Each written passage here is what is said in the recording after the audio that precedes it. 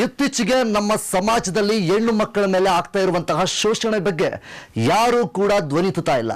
ಹೆಣ್ಣಿಗೆ ಎಷ್ಟೇ ಅನ್ಯಾಯ ಆದರೂ ಕೂಡ ಹೆಣ್ಣನ್ನ ರಕ್ಷಣೆ ಮಾಡುವುದಕ್ಕೆ ಯಾರೂ ಕೂಡ ಬರ್ತಾ ಇಲ್ಲ. ಇದೇ ರೀತಿ ನಡೀತಾ ಹೋದ್ರೆ ಮುಂದೆ ಒಂದಿನ ಹೆಣ್ಣಿಗೆ ಇನ್ನೂ ಅತಿ ಹೆಚ್ಚಿನ ರೀತಿಯಲ್ಲಿ ಅನ್ಯಾಯಗಳು ನಡೀತಾ ಹೋಗುತ್ತೆ. ಈಗ ಇಲ್ಲಿರುವಂತಹ ಡಿಜೆ ಹಳ್ಳಿಯಲ್ಲಿ ಇದೇ ರೀತಿಯಾದಂತಹ ಒಂದು ಘಟನೆ ನಡೆದಿದೆ.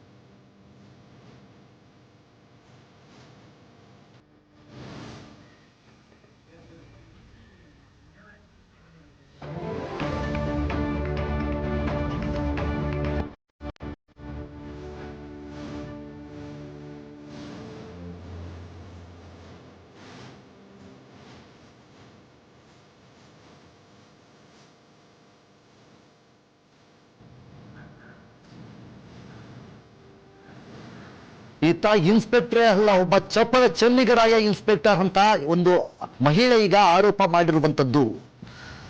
ಒಂದೂವರೆ ವರ್ಷದ ಹಿಂದೆ ಡಿಜೆ ಎನ್ನುವಂತಹ ಹಳ್ಳಿಗೆ ಒಬ್ಬ ಮಹಿಳೆ ಕಂಪ್ಲೇಂಟ್ ಕೊಡುವುದಕ್ಕೆ ಅಂತ ಹೋದಾಗ ಅಲ್ಲಿ ನಡೆದಿರುವಂತಹ ಘಟನೆ ಇದು. ಈಗಾಗಲೇ 1 ವರ್ಷದ ಹಿಂದೆ ಕಂಪ್ಲೇಂಟ್ ಕೊಡೋದಕ್ಕೆ ಯಾವ ಒಂದು ಮಹಿಳೆ ಒಂದು ಕಂಪ್ಲೇಂಟ್ ಕೊಡೋದಕ್ಕೆ ಸ್ಟೇಷನ್ಗೆ ಹೋಗಿರ್ತಾಳೆ. ಆ ವೇಳೆ ಅಲ್ಲಿರುವಂತಹ ಪೊಲೀಸ್ ಅಧಿಕಾರಿ ಆಕೆಯನ್ನ ಬಲವಂತವಾಗಿ ಮಾತನಾಡಿಸ್ಕೊಂತ ಆಕೆಯ ಫೋನ್ ನಂಬರ್ನ ತೆಗೆದುಕೊಂಡು ಪರ್ಸನಲ್ ಆಗಿ ಮೆಸೇಜ್ ಮಾಡಿ ಇಂದಿನ ದಿವಸ ಈ ರೀತಿಯಾದಂತಹ ಘಟನೆ ಸಂಭವಿಸುವುದಕ್ಕೆ ಪ್ರಮುಖ ಕಾರಣವಾಗಿದ್ದಾನೆ ಆ ಇನ್ಸ್ಪೆಕ್ಟರ್. ಡಿಜೆ ಹಳ್ಳಿ ಇನ್ಸ್ಪೆಕ್ಟರ್ ಕಾಮಕಾಂಡ ನಮ್ಮ ಜನತಾ ವಾಹಿನಿಯಲ್ಲಿ ಇಂದು ಬಯಲಾಗ್ತಾ ಇದೆ. ಈತ ಚಪಲ ಚೆನ್ನಿಗರಾಯ ಇನ್ಸ್ಪೆಕ್ಟರ್ ಸ್ಟೇಷನ್ಗೆ ಬರೋ ಹೆಣ್ಮಕ್ಳ ಮೇಲೆ ಕಾಮಕ ದೃಷ್ಟಿಯಿಂದ ನೋಡ್ತಾನೆ.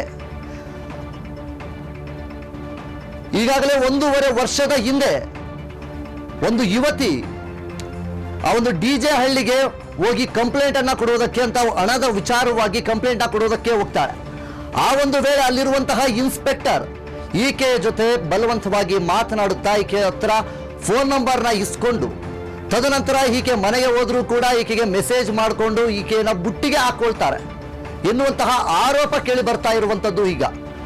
ಈಗಾಗಲೇ ಆ ಯುವತಿ ಹೇಳಿರುವ ರೀತಿಯಲ್ಲಿ ಏನು ನನಗೆ ಮೋಸ ಮಾಡಿದ್ದಾನೆ ಒಬ್ಬ ಪೊಲೀಸ್ ಅಧಿಕಾರಿ, ಸಮಾಜವನ್ನೇ ಕಾಯಬೇಕಾದಂತಹ ಪೊಲೀಸ್ ಅಧಿಕಾರಿಯಿಂದ ನನಗೆ ವಂಚನೆಯಾಗಿದೆ ಎಂದು ಆ ಒಂದು ಮಹಿಳೆ ಹೇಳಿರುವಂಥದ್ದು.